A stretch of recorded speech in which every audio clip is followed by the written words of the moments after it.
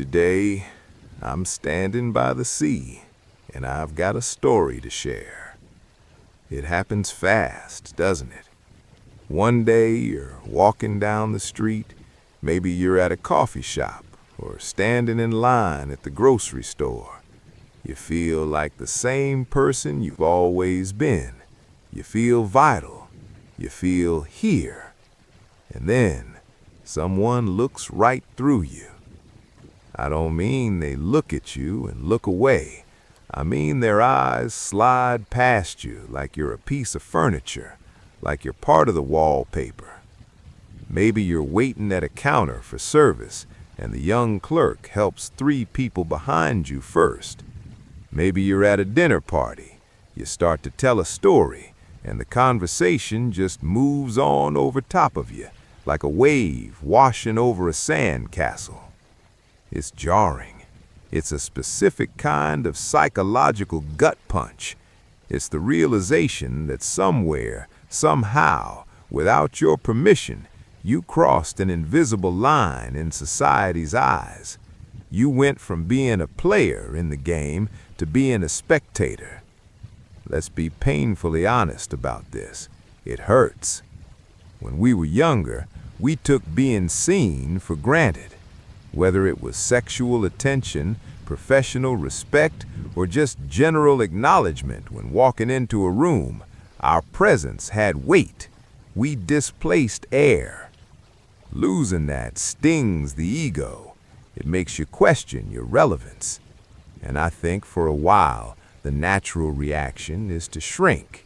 You start speaking a little quieter because you assume you'll be interrupted anyway.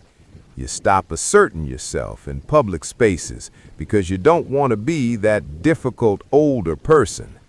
You start collaborating in your own erasure. You start agreeing with the lie that because you aren't young, you aren't interesting. When this shift happens, there are 2 traps we tend to fall into.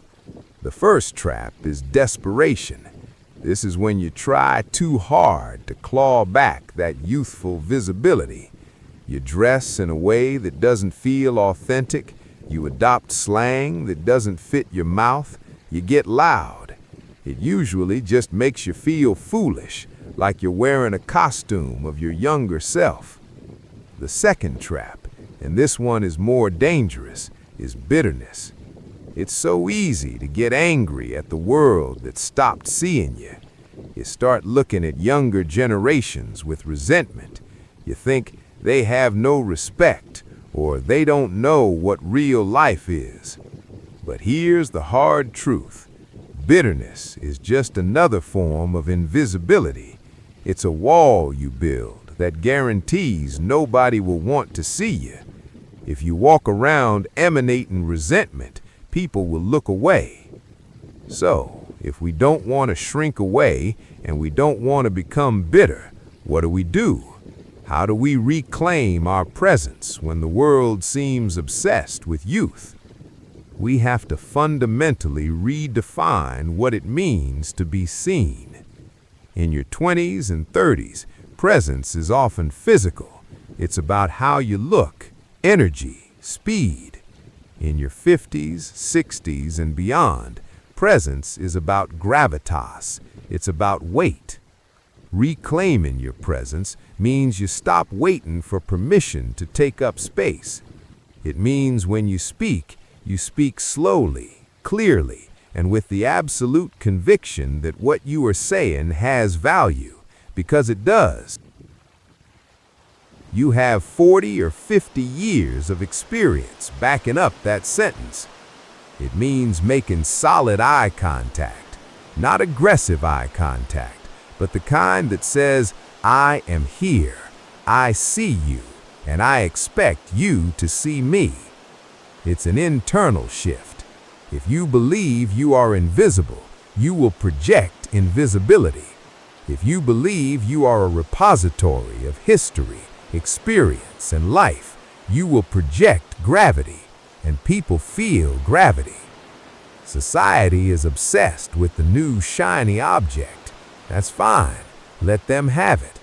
But don't mistake their lack of attention for your lack of worth. You are not invisible. You have just moved into a stage of life where your value isn't flashy, it's deep. You don't need to demand attention. You just need to embody your own reality without apology. When you do that, the right people, the people worth talking to, will see you just fine.